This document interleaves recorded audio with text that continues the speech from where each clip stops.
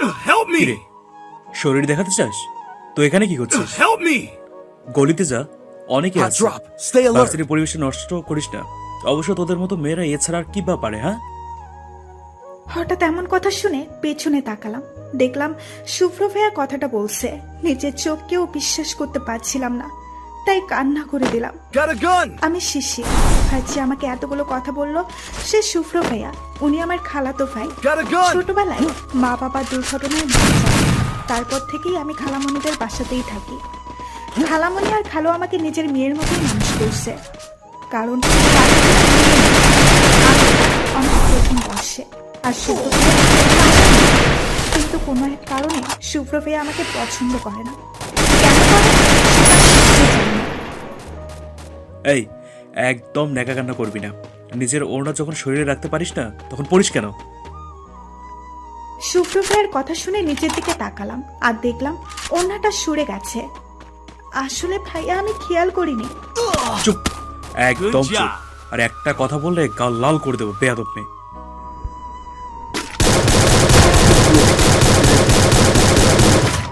আর বকাবকি করিস না। কথাটা রাকিব ভাইয়া বলল। শুভ্র ভাইয়া আর এক মুহূর্ত ওখানে দাঁড়ালাম না। ক্লাসে চলে আসলাম। একটা ক্লাস করে বাড়িতে চলে আসলাম। ভালো লাগছিল না ক্লাস করতে। কি রে মা, আজ এত তাড়াতাড়ি চলে আসলি? শরীর ঠিক আছে তো? খালামণি, আমি ঠিক আছি, কিচ্ছু হয়নি। এমনি ক্লাস করতে ভালো লাগছিল না, তাই চলে আসলাম। ও আচ্ছা, যা তুই ফ্রেশ হয়ে নে, আমি খাবার দিচ্ছি, খেয়ে একটু ঘুমা, ঠিক হয়ে যাবে। ঠিক আছে খালামণি বলে রুমে চলে আসলাম। খাওয়া দাওয়া করে শুয়ে থেকে ফোন ঘাটছিলাম। একটা অচেনা আইডি থেকে SMS আসলো। Quadra kill! হাই, কেমন আছো? ভালো, আপনি? ভালো। আজ ক্লাস না করে চলে গেলে কেন? Good job. জানো তোমাকে কত মিস করছিলাম। রিপ্লাই দিতে Good যাব, job. তখন দেখি আমাকে আমার আশিকে লাথি দিয়ে বের করে দিল। অনেক চেষ্টা করেও আর ঢুকতে পারলাম না। Need বুঝতে money for পারলাম না items. কি হলো এটা, তাই ঘুমিয়ে গেলাম। চিৎকারে ঘুম থেকে উঠলাম। উঠে দেখি বিকাল 4টা বাজে। এর মাঝে শুভ্র ভাইয়া আবার ডাকলো। দৌড়ে ভাইয়ের কাছে গেলাম। Help দেখি me! খালামণিও সেখানে আছে। আমি এক কোণে চুপ করে দাঁড়িয়ে আছি। কি হয়েছে? ভাইয়া খুব শান্ত গলায় বলল, শিশির, তোমার ফোন কোথায়? ঘরে ভাইয়া। কিন্তু কেন? তোকে এত প্রশ্ন করতে বলেছি আমি? বেশি কথা না বলে যা, ফোনটা নিয়ে আয়। এই যে ফোন। ভাইয়া কোনো কথা না বলে আমার Dominating. ফোনটা নিয়ে আছাড় মারলো। শুভ্র, কি শুরু করেছো কি? হ্যাঁ, কি শুরু করেছো? নিজের যখন যা ইচ্ছে হবে তাই করবে তুমি? শিশিরের ফোনটা কেন ভাঙলে? বলো, কেন ভাঙলে? খালামণি খুব রেগে কথাগুলো বলল। আমি আগের মতোই চুপচাপ দাঁড়িয়ে আছি। আসলে এখানে কি হচ্ছে আমি কিছুই বুঝতে পারছি না, সব মাথার উপর দিয়ে যাচ্ছে। নীরবতা ভেঙে শুভ্র ভাইয়া বলল, আজ থেকে ও কোনো ফোন ব্যবহার করবে না। আমার যখন মনে হবে ও ফোন ব্যবহারের যোগ্য, তখন আমি নিজেই ওকে ফোন কিনে দেব। কিন্তু ভাইয়া আমার তো ল্যাপটপ নাই। আমি আমার ফোনের সব প্রজেক্টের কাজ করতাম। যখন যেটা দরকার হয় আমার ফোন বা ল্যাপটপ থেকে ও করে নেবে। আমি আর খালামণি তো অবাক যে কিনা তার ঘরেই আমাকে যেতে দেয় না। আজ তার কি হলো, তার জিনিস আমাকে ব্যবহার করতে দেবে বলে গেল। রাতের খাবার খেয়ে পড়তে বসলাম। পড়া শেষে ভালো লাগছিল না, তাই ছাদে গেলাম। দোলনায় বসে থাকতে থাকতে কখন যে ঘুমিয়ে পড়েছে জানি না। সকালে ঘুম থেকে উঠে দেখি আমি আমার অনেক ভেবেও বের করতে পারলাম না আমি রুমে কিভাবে এলাম। ওদিকে খালামণি বকাবকি করছে, কলেজে দেরি হয়ে যাবে বলে। তাই তাড়াতাড়ি রেডি হয়ে খাবার টেবিলে গেলাম। টেবিলে বসে খাচ্ছি। আমার সামনে বসে আছে শুভ্র ভাইয়া। এই মানুষটাকে যত দেখি ততই অবাক হই। এর মনে কখন কি চলে কেউ জানে না। আমার তো মনে হয় উনি নিজেও জানেন না। কি সুন্দর দেখতে মানুষটা, যাকে বলে একদম কিউটের ডিব্বা।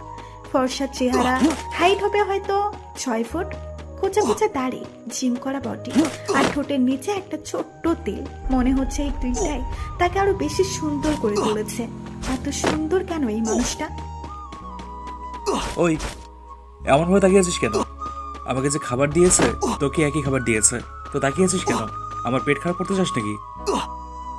ওনার কথাই বেশ লজ্জা পেলাম, তাই কথা না দাঁড়িয়ে খাওয়াতে মনোযোগ দিলাম।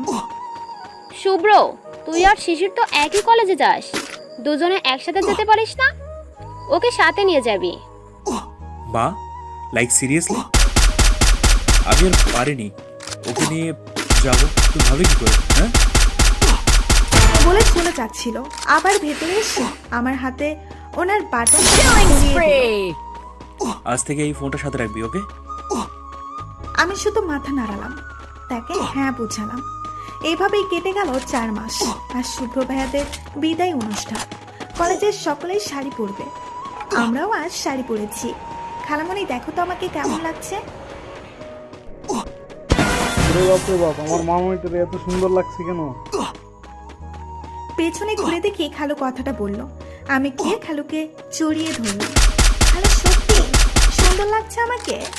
আমার মামুনিটা তো আর এমনি অনেক সুন্দর, হাত শাড়ি পরেছে, আরো সুন্দর লাগছে। আমাদের মেয়েটাকে অনেক সুন্দর লাগছে। থ্যাঙ্কস খালামণি। মা, আমি আসছি। বলেই তাড়াহুড়া করে শুভ্র ভাইয়া বেরিয়ে গেল। কাউকে কিছু বলার সুযোগই দিল না। মামুনি চলো, আজ তোমাকে আমি নিজে কলেজে দিয়ে আসবো। সত্যি খালু? সত্যি পাগলি, চলো। তারপরে খালু আমাকে কলেজে দিয়ে গেল। ভেতরে গিয়ে দেখি অনেক সুন্দর করে সাজিয়েছে। দেখতে দেখতে আমার বেস্ট নিশি আমার কাছে এলো। কি রে শিশির, আজ কাকে ঘায়াল করতে এত সাজগোজ করছিস? ব্যাপার কি রে? আরে চুপ যা হারামি, তবে তোকে অনেক সুন্দর লাগছে নিশি। থ্যাঙ্কস, তোকেও খুব সুন্দর লাগছে।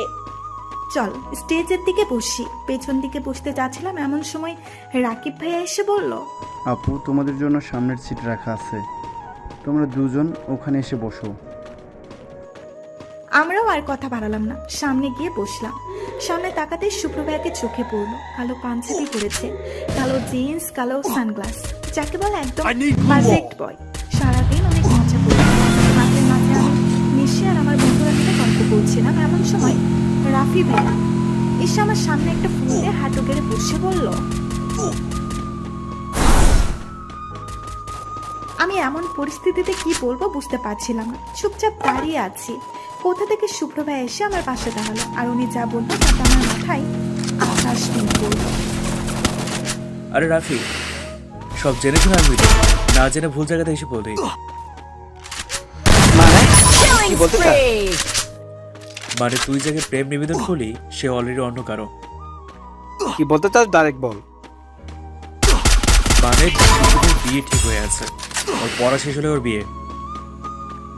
এতক্ষণ চুপচাপ এদের কথা শুনছিলাম, আর এখন তো রীতিমতো শখ খেলাম শুভ্রর কথায়। আমার বিয়ে ঠিক হয়েছে, কারণ নিজেই জানি না। রাফির মতো আমার চোখ বড় বড় হয়ে গেল। কিন্তু ভাইয়া, আমার বিয়ে? শিশির, আমি এ নিয়ে পরে কথা বলবো তোর সাথে। তুই আর এক মুহূর্ত এখানে থাকবি না, সোজা বাড়ি চলে যাবি, যা।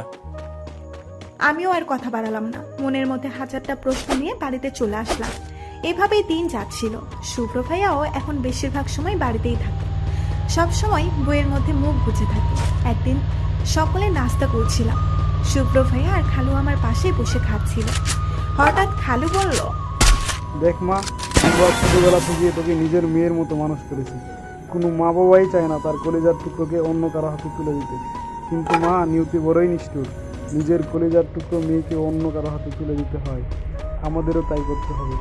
শুভ্রর বন্ধু রাফির বাবা কাল আমার অফিসে এসেছিল। রাফি নাকি তোকে খুব ভালোবাসে। পরীক্ষা শেষ ওর বাবার বিজনেসটাতে জয়েন করবে। আমরা তোকে জোর করব না, তুই যেটা বলবি সেটাই হবে। কথাটা শুনে কেন জানি না আমার চোখ দুটো শুভ্র ভাইয়ার দিকে গেল। উনি খুব ভালোভাবে মনোযোগ সহকারে খাচ্ছে, মনে হচ্ছে উনি খাওয়া ছাড়া আর কিছুই বোঝে না। খুব কষ্ট হচ্ছে, কিন্তু কেন কষ্ট হচ্ছে আমার? কিরে মা, কিছু বল। খালো, ছোটবেলা থেকেই তোমরাই আমার বাবা মা, তোমরা যেটা ভালো বোঝো সেটাই করো বলেই চলে আসলাম। কেন জানি না ওখানে থাকতে ইচ্ছে করছে না, খুব কান্না পাচ্ছে। নিজের ঘরে এসে কান্না করে দিলাম। নিজেই নিজেকে প্রশ্ন করলাম আমার কষ্টের কারণটা কি, আর আমি কেনই বা আশা করছিলাম শুভ্র ভাইয়াকে খালুকে মানা করে দেব যে না, শিশিরের এখন বিয়ের দরকার নেই। তার মানে কি আমি ভালোবেসে ফেলেছি, কিন্তু শুভ্র ভাইয়া তো আমাকে দেখতেই পারে না, তাহলে কি আমি তার অবহেলার ভালোবাসাতেই পড়ে গেলাম? শিশির, কি রে মা, দরজা বন্ধ করে কি করছিস? কলেজে যাবি না? খালামণি, আমি আজ কলেজ যাব না, তুমি যাও, আমাকে ডাকবা না, আমি একটু একা থাকতে চাই, দুপুরে খেতেও যাই। শুভ্র, তুই কি শিশিরকে কিছু বলেছিস? মা, ওর কিছু হলেই তুমি আমাকে বলে Killing দাও। spree. আর সারাদিন তো ওর সাথে আমার দেখাই হয়নি। শিশির মা, দরজাটা খোল। কি হয়েছে আমাকে বল, কেউ কিছু বলেছে? আচ্ছা, বিয়ের কথা শুনে রাগ করেছিস? মা, দরজাটা খোল। দরজাটা খুলে খালামণিকে ভেতরে আসতে দিলাম। আমি বসে আছি, খালামণিও আমার পাশেই বসে আছে। কি রে মা, কি হয়েছে? নিজেকে আর সামলাতে পারলাম না, খালামণিকে জড়িয়ে ধরে কান্না করে দিলাম। এই পাগলি, কি হয়েছে, এভাবে কান্না করছিস কেন? আচ্ছা, আমাকে বল, শুভ্র কিছু বলেছে? বল। খালামণি, আমার মনে হয় আমি তোমার ছেলেকে ভালোবেসে ফেলেছি। তা আমার মামুনিটা যে শুভ্রকে ভালোবাসে এটা কি শুভ্র জানে? যার মানে না। তাহলে তাকে তো জানাতে হবে। কিন্তু খালু, তোমার ছেলে তো আমাকে দু চোখে দেখতে পারে না। হঠাৎ খালামণি বলে উঠল। আমার কাছে একটা আইডিয়া আছে। আমি আর খালু খালামণির দিকে তাকালাম। আজ শুক্রবার, রাস্তায় পরিবার থেকে সকলেই আমাকে দেখতে আসছে। খালামণি অনেক রান্না করছে আজ। হ্যাঁ, আমাকে আমার বান্ধবীর নিশ্চে একটা শাড়ি পরিয়ে দিয়েছে। একটু পরে তারা বাড়িতে এলো। এখন আমি তাদের সামনে বসে আছি। এখানে সকলেই আছে, খালু, খালামণি, শুভ্র ভাইয়া, সকলেই আছে। Killing spree. নওশিন আহমেদ শিশির। রান্না বান্না করতে পারো? আমি কিছু বলতে যাব তার আগে শুভ্র ভাইয়া বলল। কেন আন্টি, ওকে দিয়ে কি শুধুই রান্না করাবেন নাকি? শুভ্র ভাইয়ের কথায় ওনারা চুপ মেরে গেল। তারপর আবার প্রশ্ন করলেন। আচ্ছা মা, বলো তো, স্বামী আগে না পরিবার আগে? এবারও আমি কিছু বলার আগে শুভ্র ভাইয়া বলল। কেন আন্টি, বিয়ের পরের দিনে কি ওদের আলাদা করার চিন্তা করছেন নাকি? ওনার কথায় খালু বলল। শুভ্র, কি হচ্ছে এসব? বড়দের সম্মান করতে ভুলে গেছো নাকি? খালুর কথায় কোনো উত্তর না দিয়ে উনি আমাকে বলল। কিরে, তুই এখানে এখনো সংশয় বোঝানিস কেন? যা নিজের রুমে যা। আমি এখনো চুপচাপ বসে আছি। দেখে উনি তাকে দাঁত চেপে বলল। কিরে, যাবি তুই নাকি কোলে করে রুমে দিয়ে আসতে হবে? তুই যাবি নাকি কোলে করে দিয়ে আসবো রুমে? হ্যাঁ, ওনার এমন কথাই দৌড়ে নিচে রুমে চলে আসলাম। কি রে শিশির, শুভ্র ভাইয়া এমন করছে কেন বলতো? আমি কেমনে বলবো উনি কেন এমন করছে?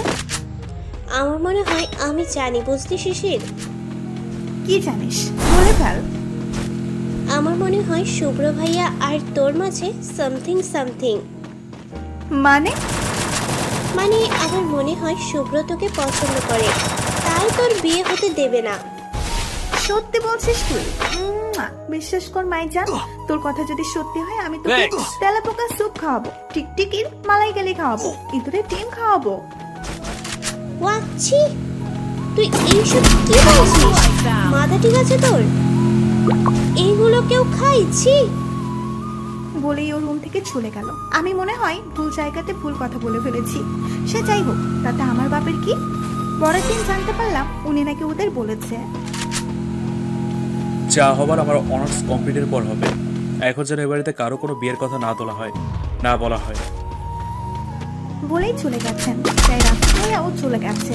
রাতে ডিনার করার সময় খালামণি বলল।